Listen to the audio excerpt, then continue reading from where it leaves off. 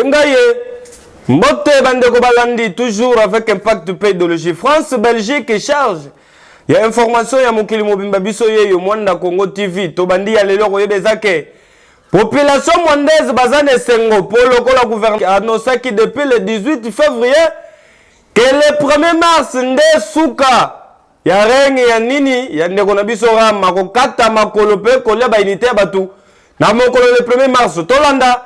Réaction population mondaise par rapport à l'idéologie au gouvernement congolais a zui. Rami me vide kebeto a petit ya kusumba crédit. Ngeme kasumba crédit rami me kudia. Ngeme kasumba crédit rami ba me katu sa diambo na ntuka betke sepela mingi sana nini betume kulemba kusumba kutu crédit na ba telefone. Betume kumaka kusumba o ba minute crédit betke sumba dia ka sana nini. Ngeme sumba crédit nge sutra yake dia ka rami me kudia. Nge sumba crédit nge sutra rami me kudia. Ntuka me sepela mingi kana ya me sala mapineke bakatsa diambo ya rami. En tout cas, ce qui le gouvernement a eu mokano pour supprimer taxe ya RAM et que c'est pelisanga makasi parce que enyo kolibiso makasi na niveau ya kotala ke osombi crédit pour au solo là peut-être aux allez kana somme ya mbongo wana mona rame abotoli alienios tout moi au solo là ezata tout que tungisi biso tamulai mais le ko la gouvernement a eu mokano était à supprimer ango en tout cas ce qui to monique et salemi to ko sepela makasi vraiment la vie eza vraiment eloko moko taxe wana ram eza vraiment taxe moko et yaki na situation moko boye vraiment déplorable donc biso surtout ba congolais vraiment toi qui d'accord na ngote.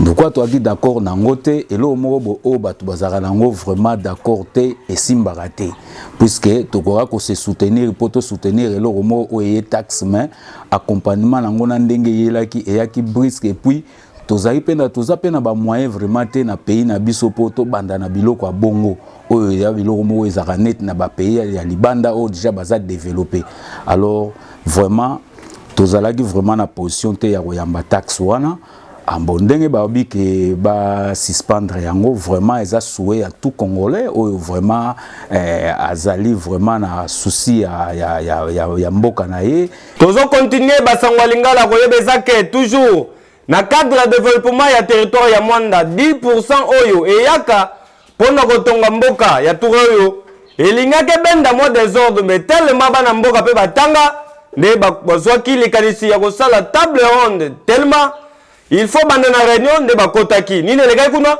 tolanda na bandeko oyo bazalaki kuna ba imposition le lekaka na bato ba yebe lokote na biso bato yebe ko lekate na bandele wana suka nous le répétons ko lekate l'argent faut tout ne pas définir en gros et ça y a le ministère tout ça à Mwanda ça c'est un B l'argent ça pour la papa na kin to pour na mboko ya Mwanda les kino n'ont pas décidé sur nous nous sommes pas des petits gamins tous ça ba mikolo et il y a même des gens qui ont étudié ici Matas collègue. C'est pas quand on vous donne une responsabilité au commun Mikolo Batnius. Non. D'ailleurs, la plus grande autorité c'est le peuple. Le peuple est souverain. Le ministre c'est Azan a la population. Ça c'est un. Donc ce n'est peu importe la fonction que vous avez occupée, mais nous devons demander la population mondaise. Qu'est-ce qu'elle a besoin? Hein? Et la population, première chose, c'est courant. Le courant, c'est 10 millions. Nous avons un dossier sur le courant. Courant, c'est courant ici, c'est le courant. Et puis par rapport à ils n'ont pas décidé à notre place. Je crois que, binomo Wozaba témoin, nous passons à travers vos radios pour la Rolobela, Makamboa. Ba difficulté autour de la moindre. Néanmoins, Batou, ce qui est dans des têtes des gens, c'est plus les problèmes d'argent. Alors, et si cas déjà Batou Bayo qui déjà que Mwambo Moko Boye et Loba Miwana Yomoko Ozomona Makamunenge Komi. Néanmoins, na ba sondage Obiso to Salaki. Toé komona que la plupart y a ba habitants, to y a ba Mwande et lo kwa liboso oyo ezana bango na mutu ezali makamwa courant donc électricité plus encore ndenge nini toko gérer ba érosion donc la lutte contre les érosions parce que ndenge tozabo soki to lutter contre ba érosion té donc ville basse Nabiso, donc na côté à Mwanda Koto, et qu'on risquait un jour et te perdre. Solution comme kozoma pour la sécurité à Mwanda Koyebezake. Justice tellement yende mokonzi toujours. Aza na première position Koyebezake toujours bazo kanga chaque jour bakuluna. Pe kala mingi te solution zezwa ndeti ndeko yo. Procès bandaki banda le 14 tielo. Et si il a noté ni les cas. Tolanda la population.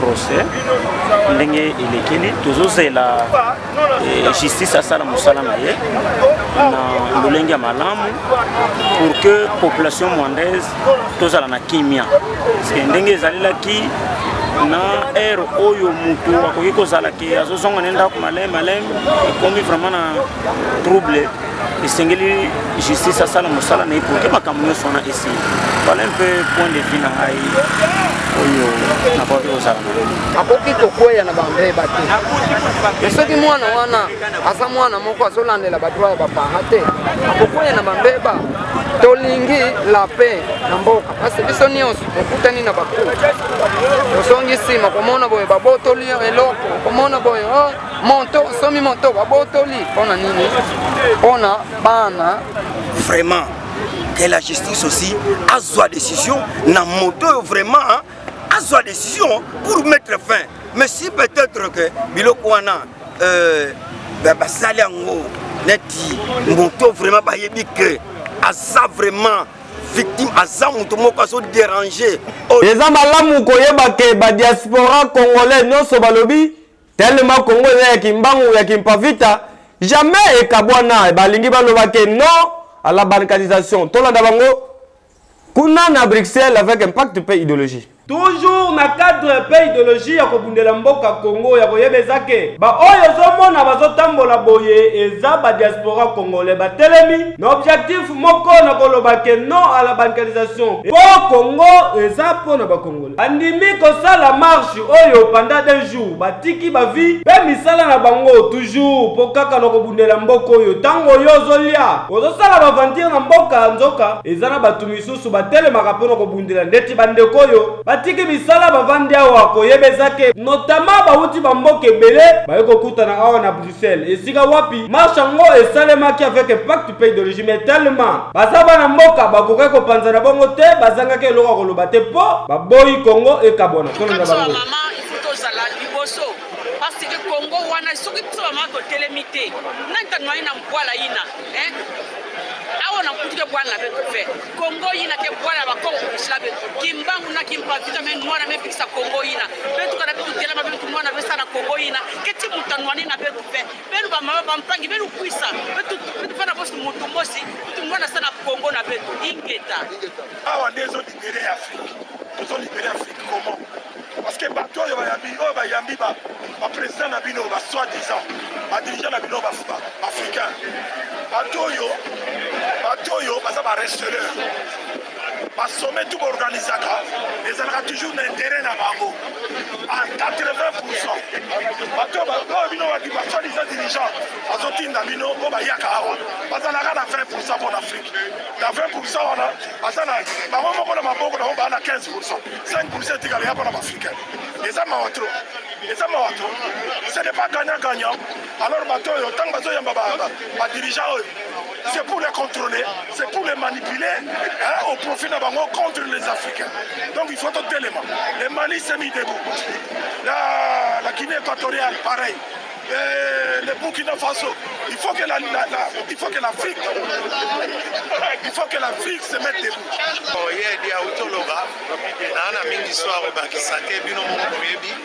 On est là, on est tous ensemble. Diaspora réunie dans l'unité. Ozawana lelo eza lelo. Kolasuka. Banguna wana nyonso bazana mupanzi na biso. Lelo pour la bango démonstration de force dans l'unité. Comme on marque dans l'unité. Belgique, France, Suède, partout, Yango wana.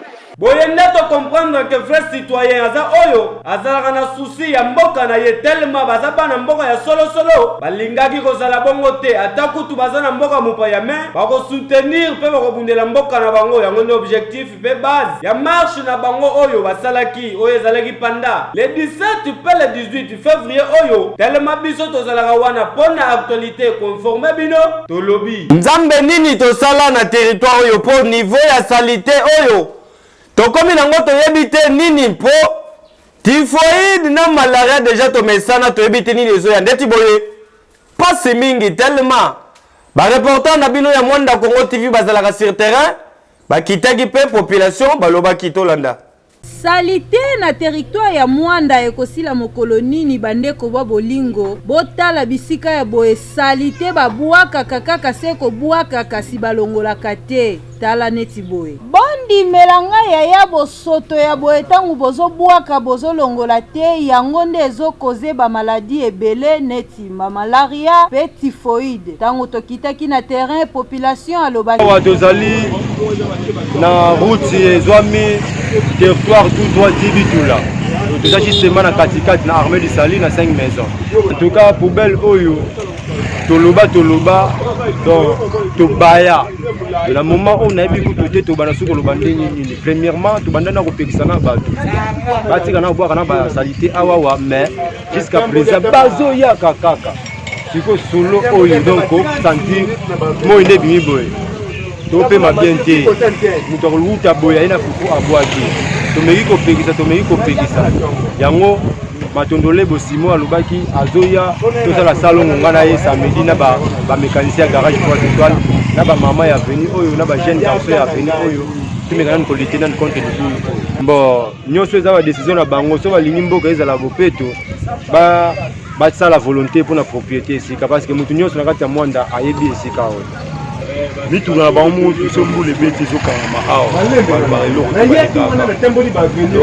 so moni mwa moke propre ko so ki biso dembele fulu da na makasi awa kama ko tumba mo monde di memo moke so ko tumba de fulu da na ye makasi so lo tumba ete bakonzi ya mboka na biso soki bosungi biso te ndimelanga ke mboka oyo tokosuka mabe na ba maladi oyo koya grave na population po salite ya modèle oyo yango nde cause ya ba maladi lokola typhoïde pe ba malaria lokola Mwanda Congo TV azalaka toujours wana pona ko informer bino lelo tokitaki na terrain pona kolakisa bino degré ya ba fulu oyo en tout cas bakonzi bolukela biso solution po hier tala awande na esengo na motema tosukisi basango na biso alingala avec impact pe idéologie merci na bino tout na Angleterre Paris mokili mobimba bozoki te kolanda Mwanda Congo TV charge ya information biso yeyo ata na mai tokotaka tellement tondima ko informer bino